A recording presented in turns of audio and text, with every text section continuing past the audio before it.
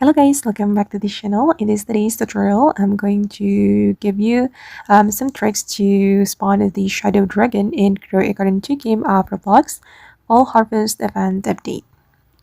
Okay, let's get into it guys. We're going to use the wolves method and also private server in Grow a Garden 2. First, you want to get yourself a private server in the Fall Harvest world.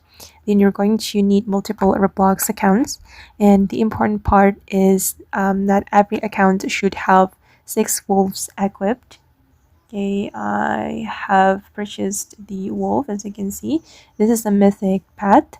And why you need wolves? Because the wolf is the key pet we're using for this method. Instead of relying on just one account and waiting for a lucky spawn, we're going to have multiple accounts triggering the wolf ability at the same time. So, for example, if you have 3 accounts, that's already 18 wolves working across your server. If you have more accounts available, even better.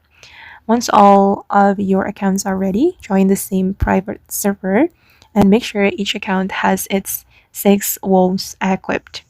And now keep all of the accounts active in the full harvest world and let the wolves do their thing. The goal is to generate as many wolf related opportunities as possible instead of depending on a single account. And whenever a rare wild pet spawn happens, make sure you're paying attention. The shadow dragon is extremely rare, so don't expect it to appear immediately. This method is all about increasing the number of chances you get the shadow dragon over time.